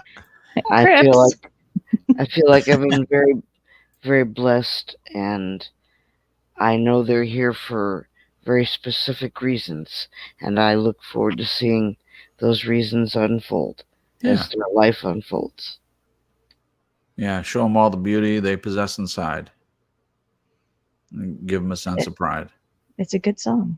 No, I want nothing to do with Whitney Houston's horrible That's what it is. I couldn't place it. I was like, wait. For the third time, if we can keep Whitney out of it. They're beautiful, and I want the world to appreciate them for who they are. And I want them to, like Glenn was saying, just to live life and to learn from their experiences, and to just not to, they don't want them to worry unnecessarily about some things, because that can really take a detriment to your health. When you are, now that we're this age, we know better that there are a lot of things that just aren't worth the energy getting all stressed out about. Yeah. And that life just happens, and we're supposed to learn and grow and make mistakes. Yeah. And that's how we learn and grow. Absolutely. So I hope, if anything they learn from me, is to what not to do. As well as what to do, but also what not to do. Yeah. Any more words from Whitney before I sign off? No. Okay. No. No. Bobby said, "Geez, what a way to make fun." I wasn't making fun of your answer. It was just right there. You did a couple of times, yes. But I agree with Bobby. I agree with Bobby. I'm allowed. I apologize. If it seemed like I was making fun of your answer, that was not my intention. Did you hear that, Bobby? Did you hear that? There you go. Oh no. Okay. All Let's see. Which one? What is the scariest thing that has ever happened to you? The scariest thing that has ever happened to you. I have a couple. Well, the one I already mentioned, but I guess that's not fair. But falling in the icy river, that was pretty scary. But as an adult, when I was a young adult, when I was in my late teens, a friend of mine had gave a keyboard away to his girlfriend, and I was going to use it to pawn to earn money to go to Michigan. And a mutual quote unquote friend, who was not a friend at all, thought that the best idea was to break into his house and take some of his equipment, VCR and TV and stuff like that. So one of the worst things I've ever done. And so I did that. And then he found out about who it was that did it, and he was searching for me. And that was a scary time. I didn't know if he was going to call the police or try to get them involved, or, take revenge on me himself. But I was taking revenge on him, and I'd never done anything like this before. So there was a lot of lessons to be learned for me in that whole thing. One, there's I think it's probably a Chinese proverb. Maybe I'm wrong about that. But if you go to seek revenge, dig 2 graves. That's the way it felt to me. So that was pretty scary. Yikes. And ended up working out okay, but we weren't friends for a long time. And he was the guy that died at 42, and Oh, no. we had rekindled our friendship. And I and my mom, we were going to go to Atlanta for a juice thing, for one of the MLMs that my mom was a part of, and so we had plans to go visit in Atlanta, and I was going to hang out and meet his family, and see he had really gotten his life together, gotten married and had a kid, and um, stuff like that. And I on the morning of, we were getting ready to go, and I saw on Facebook that he had passed in the night, like he had died in the hospital from, they didn't say at the time what it was, but I found out it was heart issues as a result of previous prescription drug abuse, which is how he met his wife in rehab. His wife was a rehab counselor, and they got married and had a kid. And he had stopped doing that sort of behavior, but it had hurt his heart. So we rekindled over the phone and stuff online. And I don't know, there's a part of me that thinks that didn't trust it, because he set me up later after this incident, set me up and set up a scenario where he thought I was going to try to steal money from him. He was going to kick my ass, but I saw it from a mile away. And of course, he made some assumptions about me that were incorrect. It wasn't about them. It wasn't about taking his money. It wasn't that I was a thief. It was that he took an opportunity that I had, that I felt like it was my way out of a tough situation, being around my family, which I've talked about at great length, and I wanted to get away from them again. And that was the way I was going to do it. He took that away from me. That's what it was about. It wasn't about that I needed his stuff. But anyway, he pretended like he was drunk, and invited me over, and we were talking. He was slurring his words and stuff, and he had a bunch of money laying on the table. He was a server at a restaurant. I mean, there must have been $400 in various bills, 20s and 10s and 5s, all over this table that he had. I saw it. I didn't think for 1 second of taking it, because I'm not a thief generally. And so I was like, he kind of passed out, or I thought he'd passed out. So I said, okay, dude, I'll talk to you later. And I got up and left the room, and got out of there. And I found out later that the whole thing had been set up by some other mutual friends who were roommates of mine at the time. That's a whole nother story. And they knew what the plan was, and they brought me over there under false pretenses. And yeah, so I said all that to say that I didn't really trust it. When I was going to go to Atlanta, there was a part of me that thought he's setting me up just based on what had happened. But I had hoped that enough time had passed. He's got a wife and kid now. Surely he's not still going to try to set up some scenario to get me back for something that happened 20 years ago. But I'll never know, because he died. So anyway, that's that. So wait, did I miss which part of that was scary?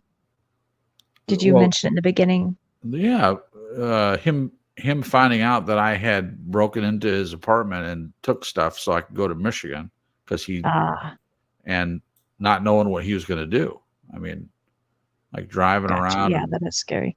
Cops, coming behind me or whatever, and thinking that, oh, they're coming to arrest me, or, I was more scared of him than I was of the cops, but I didn't know what he was going to do, what kind of revenge tactic. So that was scary. The unknown is scary. That was scary to me. Yep. I'm trying to think. I've had scary things happen to me, but I don't feel like I have one that's warranting to use in this example.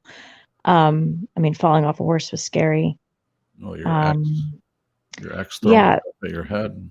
Yeah, that, and being in the car with him. He had serious road rage, and that was just terrifying, being stuck in a speeding car down a highway always swerving and cussing and talking about killing people, and like how he would do it. That was very scary. Sure. And then it happening, over and over and over again. That was lovely. Very scared. And I even think even leaving him was scary because I wasn't sure what he was going to do, if anything. And I had nightmares about him setting my parents' house on fire. And while we were in it, it just was scary, scary. But nothing like, when I think of scary things like this question's asking, like I think of you getting the gun pulled on you when you were a taxi driver, like things like that. But I've still had scary things happen, just not in my mind as super, super scary. Yeah, I didn't even think about that, but yeah, Like near death. that was scary. Yeah. Having a gun pulled on me and you click the lever back on it. Oh, geez. Yeah, Not but good. as I've talked about that, it was scary. Don't get me wrong, but I had this eerie calm. Call it God or whatever. The way I reacted to that was unexpected because I had prepared myself in that line of work and being a cab driver. That sort of thing can happen at any time. I mean, you just get the wrong person. If they want it bad enough, they'll do whatever they can do to get what's yours. Yeah. So I had played through the scenario in my head many times before that happened. When it actually happened, the way I reacted was not the way I imagined it. I just was very calm and relaxed and did what he told me to do and didn't make any sudden moves and ended up obviously nothing happening as a result of it. But I quit driving cab that night. Never went back to that. So that was good. Oh, I didn't know that. Yep. Yikes. Yep, that was it for me. I didn't make enough money to make it worth losing my life over, for sure. Yeah. All right. What about you, Nez and Glenn? What is the scariest thing that's ever happened to you guys? I'm going to let that one go by too. Okay. Glenn? I had a heart virus. I didn't realise. Wait, you had what? A heart virus. Oh. It blew up. I didn't really get time to think about it because I thought I'd be dead in about 5 seconds. Oh my gosh. So I really wasn't scared at that point, but managed to be one of the 6 people. 1 in 6 people. 3. Okay, the stats are, for what I had, 3 out of 6 dropped, like 50% dropped dead on the spot. Holy crap. 2 out of 6, that's like whatever that is, 33% need a heart transplant.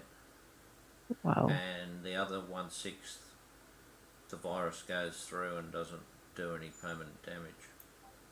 I was in I was in the lucky group, but I was scared shitless for 3 years because that's how long it took to get over it. Oh my gosh. To get over what now? I missed something there. Heart virus.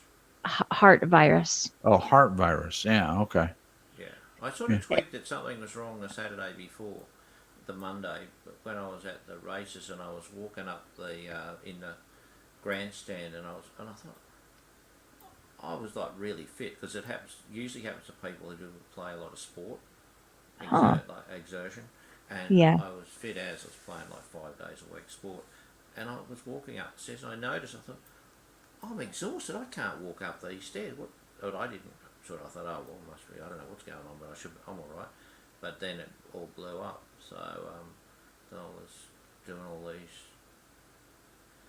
I managed to get to the doctor's office, and he put me on.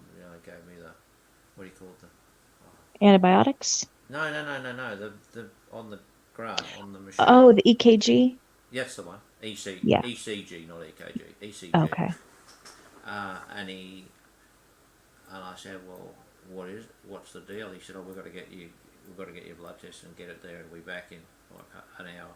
I said, well, what's the prognosis on this? He said, it's really serious, but he said, if you were going to be dead, you would have been dead by now. So, that was reassuring. Whoa. I remember it. It's scary stuff because your mortality is called the question at the time when you're like young. You don't expect Yeah. stuff like that. Right. How old were you, Glenn, when this happened? 20s. Okay. Wow. Is this heart virus something that you catch, or is it genetic, or? It's usually as a what happens is it's usually a result of like a normal flu or influenza or one of those Ah, sorts of viruses that turns nasty and goes and affects your heart. yeah. It's just sort of like a spin off from something like that. You get inflamed heart muscles and Oh all the man. whole range of stuff that goes wrong. So and it's very dangerous. So, Hmm. I'm glad you made it. My goodness. Me too. Yikes. Yeah. So there you go. I mean, it puts a different perspective on life. That's for sure. But yeah, it is what it is. Give thanks to somebody, the universe, Yep. God, whatever.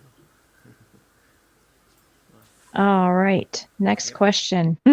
What is the most embarrassing thing you have ever done? Well, I'm sure we'll all be lining up for this one, but I'm not. Let's see. I'm trying to think which story I'm going to pick to share. The most embarrassing thing you've ever done. Okay. I think I've shared these before, actually. So one time I drove off with the gas pump still in my car, and luckily they have the quick release Yeah. doohickeys now to where you don't pull over the entire gas pump.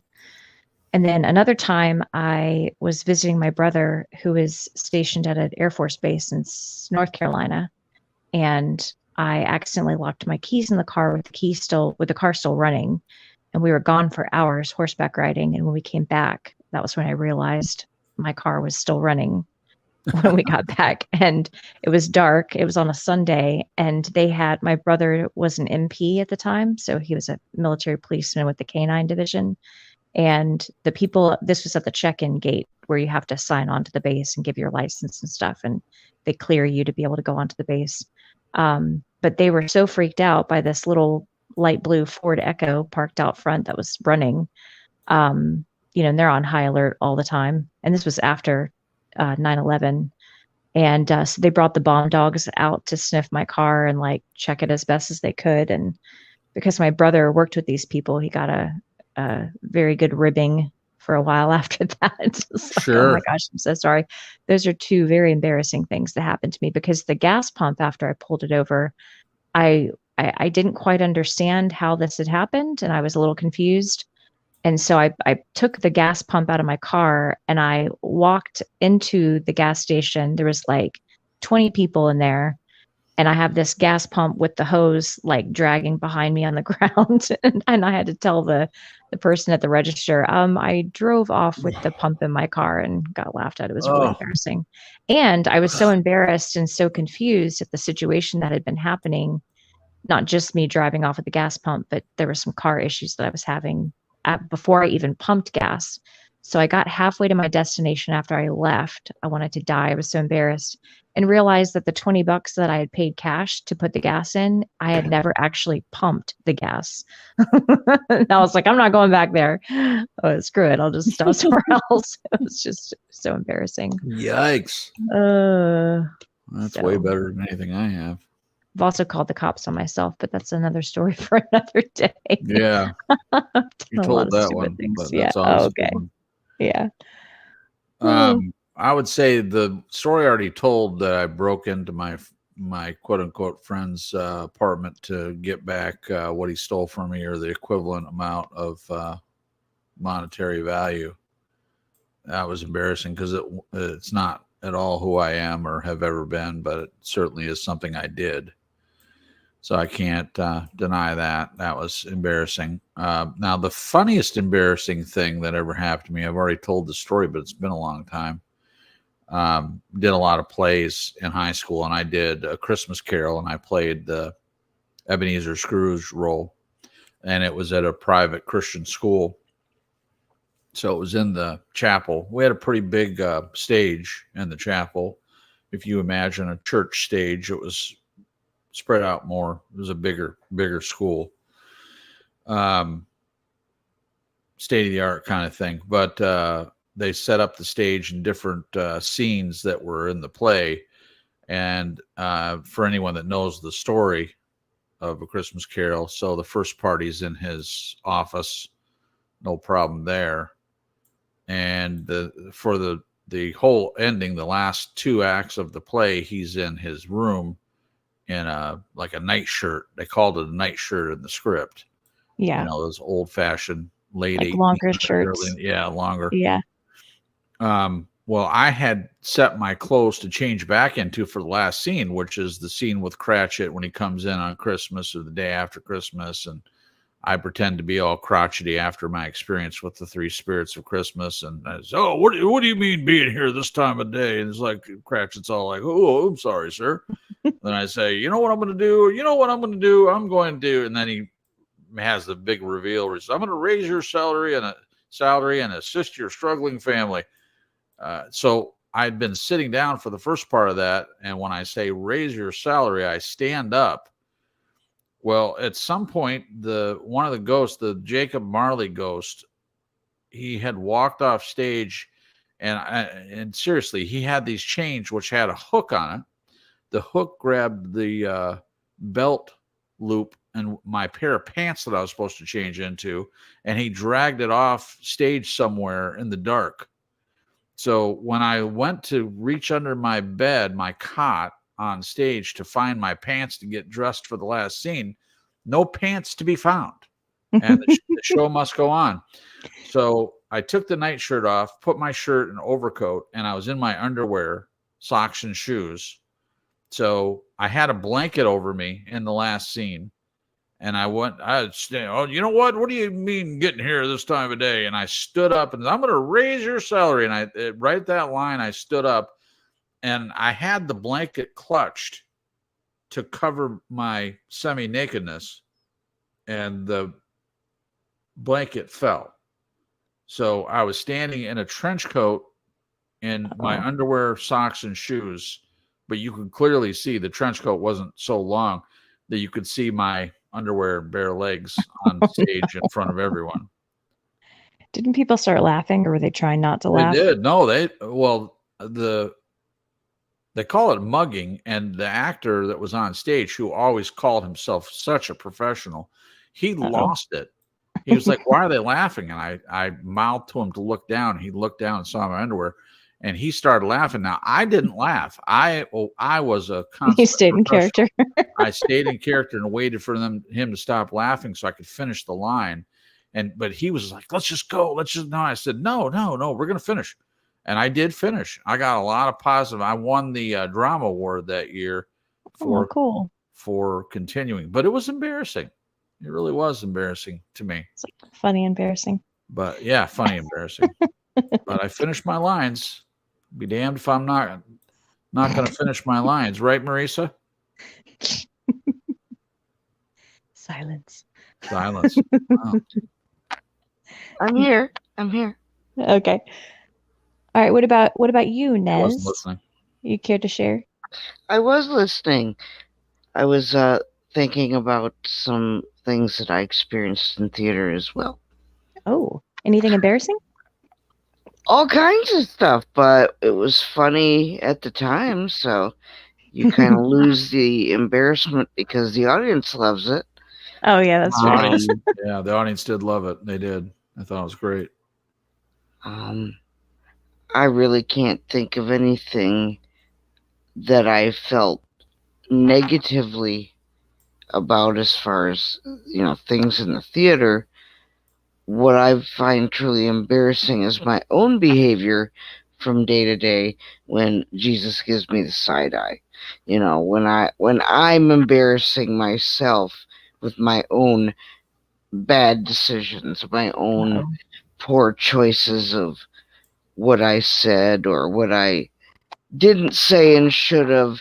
I embarrass myself with my own,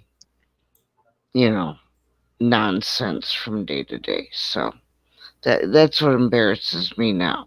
Yeah. So if I'm embarrassed, I'm sure the Lord's looking at me going, come on now, really. You're really So, gonna say that, Nez? yeah. Or did you say that again? Yeah. No. Yeah. I'll Yeah. just go back under my rock. Yeah. Oh no. The side eye rock. Side eye rock. You gotta hide out. What about you, Glenzo? To be honest, I'm going to have to pass on this one. I can't think of anything that's suitable for consumption on True You're Story Live. embarrassing. Uh-oh. No, We'll do it at the after show. You Tell me later. I want to know No, later. The there's some after things- show. no chance. Oh It's- man. No, there What's are wrong? some things we have to use some dignity with and Oh. keep to ourselves. Oh. So I got Dang it. pass. Dang it. All right. I think we have time for one more. Mm-hmm. Let's see. What shall I pick? Oh, this might be a good one. What part of your life would you go back to relive? So not redo per se, but relive. So I'm guessing this is more of a positive thing, possibly. I don't know. We can answer however we want to. I feel like there's a part of me that would love to go back to my childhood and relive it a little bit different. Be a little bit more present and not be so anxious and stressed out. Just enjoy it more. Yeah. In its fullness. It's like, I guess in a way it's a regret a little bit. Yeah. What Well, about you guys? if you relived it, I mean, you said that's not really about And then I changed it. redoing it, but if it were the case of redoing it, or reliving it, I'm honestly either way, I would probably Yeah. go back to when we moved to Charlotte when I was 6 and 7. That 8 years in the neighborhood that we lived in, the one where I met Marcus, and it just was a perfect scenario. The amount of kids that lived in that neighborhood that we had to play with, and football and the kickball and the baseball and the camping out in the yard and playing with cardboard, making a raft and float down the river of our imagination. Like that, I have very fond memories. Now people say that, you can't go back, which is true. You can't go back to that. But if I could, I probably would, to be a kid again and to be able to experience how fun that was. Yeah. When all I had to worry about was how long would my parents let me stay outside and play. Yeah. That was amazing. I mean, no taxes, no jobs. I mean, I had a job later. I was a newspaper delivery boy, and I mowed yards. And so there was some work, but it wasn't necessary I didn't have the weight of adulthood, Yeah. bills and taxes and all that crap. So it just was fun. More carefree. Yeah. Yeah. And then, that'd be of my course, you have this thing where, and I don't know if all kids do this or just a lot of them, but when you're a kid, you're like, I want to grow up. I want to be an adult. I want, this, that, and the other. You want to speed up time. Yeah. And a lot of times we as kids don't realize how precious that time is. And no. Don't let that come out of your mouth. Like, enjoy it to the best of your ability while you have it. Yeah. Because, how many times do we hear adults now, they're like, oh, I wish I could go back to being a kid. Like, there's not a care in the world. Right. So. Yeah. I told, I think it was Dre. I think Dre and Charlie, they were kind of talking about they can't wait to grow up. And I said, listen, as much as you can, enjoy the time that you have when you're a kid, because I didn't lay out this huge scenario where it gets downhill from there. I didn't say that. I just said, just try to enjoy it, because you only get to be this age once. Yeah. And it's good if you try to enjoy it instead of, letting it go by you. Yeah. Trying to grow up too fast. Yeah. Yep. For sure. Good stuff. What about you, Nez? Or Glenn? Didn't I just answer? What? Did you? No question. Oh, it's if you could go back and relive a part of your life, what would it be? Nothing. I'm going forward, not back. All right. What about you, Glenn? Hypothetically, if you could. Oh no, hypothetically, it's fine. Um, Actually, I've had this conversation with myself. As you know, like the last 15 years has been there's been quite a deal of adversity for each of Sana and myself, obviously in different ways. Yeah. And I thought back and I thought if I hadn't had my 40s, I would be potentially quite bitter and not thinking I want to do this. But I think having my 40s and just having such a wide range of amazing experiences has really carried me right through all of this adversity. Wow. So, I mean, I just feel so privileged to have had so much through that. And I don't, like, I mean, I think it must be not so good for people who get older and then find themselves in a place where they say, well, I wish I had done this, I wish I had done that, I've missed out. But the fact that I can't say that in any respect, I haven't missed out. In fact, I've had more than I could have ever hoped for. That's it huge. gives you power and gives you strength to deal with things when they're tough. Yeah, absolutely. It's a great point. Give me 40s. Give me 40s. Though I don't think at this age I can handle it. Yeah. Wait. So were you in your 40s when you and Linda met? Yep. Okay. I wasn't sure of the 40s, age. I was doing a few other things, and I met Sandra. I got married. Sandra and I got married when I was 46, Okay. and she was 54. So, And that's when you guys did a lot of traveling around. we travelled for. Even after a stroke, we did a lot of travelling, but obviously we did sort of modified travelling. Before we did 10 years straight, like 4 months a year at least, maybe more. Overseas, we were never home for Christmas, so we were doing physically exerting stuff which you couldn't possibly do if you had a stroke. So yeah, so we had a fantastic run. Yeah. I love that you guys had that. Imagine if I hadn't done it. Went and said, "Oh, when I retire, I'll go and do this, and we'll go." You couldn't do it. Couldn't have done it because I'm not retired.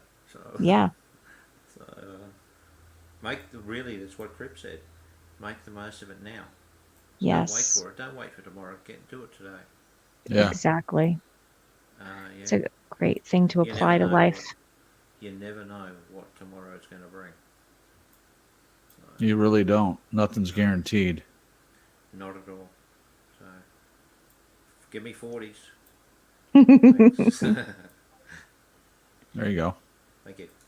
All right, guys. That's it. That's it. Wow, that time went by quick. It sure did. I just looked down and saw what time it was. That's good stuff.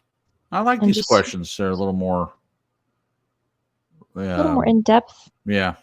Yeah. Kind of. Not so surfacey. There's a couple surfacey ones in there, but... I've liked all the ones that we've played for different reasons. Some of them are... I don't know if they're better. I would not say better, but just different. Yeah. I want to get the Delve deck because that's the one that I don't have that I read cards off of the website. I think it was the pictures. But they've got great questions in that. Ones that you wouldn't necessarily think up on your own. You're like, oh, wow, that's a really great question. And as everybody knows here on True Story Live, we love really good questions. Sure do. So. All right. All right. We made it through. All right, so we're going to talk off air about what we're going to do next week. We have a couple different topics on the table, so we'll go back to regularly scheduled program next week. So thank everyone for being a part of tonight's broadcast, and it's been a pleasure to see all of you guys, and hope everyone has a great week, and I'll say good night on my behalf. So thank you for joining True Story Live. And if you have any idea for topics moving forward, please, please, please share them. You can send us an email. You can put it on in the description, the comment section. You can comment in here. We're always open to ideas. Celine reached out to me, and Celine, I don't know if she's still here, but she mentioned she would like us to talk about purity culture and how that might affect people. So we're going to talk about that. We might do that next week, but we have a couple other things possible. So we'll let you know what we're going to do. But thank you for being a part of tonight's broadcast, and see you next week. Glenn, you want to take a second to say goodbye to the peoples? Yeah, good night. Actually, the more in-depth questions I think are better than the frivolous ones, personally. Yeah. I thought they get you thinking a little bit more. Sure. And I'm sure everyone out there has got such an interesting story to tell. Absolutely. Yeah. Wish we could hear more. Yep. I know. Could have I'll say, everybody on. Yeah, good night. Good night. Jen? Yeah, Take a this minute. was nice, guys. Oh, sorry. Oh, no, go ahead. This was You know fun. what you're doing. Yeah. Sometimes it comes and goes. I hope you guys have an amazing week. Live each day to the fullest. And we will see you next week. And if you guys have any prayer requests, please pop them down in the chat if it's not too personal. Or you can always email us if you guys have any prayer requests. And have a great week, and love you guys. Night. Perfect. Thank you. Last but not least, certainly, Marisa, if you could close us down, take a second to say goodbye. And if you have any closing comments, please make them. I had a lot of fun. Thanks everybody for being here tonight and participating in the little card game questions. I like it when we get to do these and have questions that are a little more in depth. Certainly.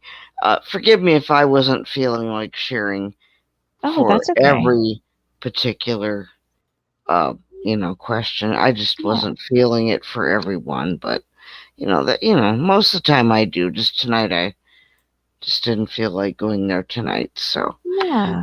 but still I enjoyed, participating in what I did. So thank you everybody. Looking forward to another great conversation next Sunday, right here on True Story Live, and we hope you'll join us. And if you can't join us live, we hope that you will check out that replay.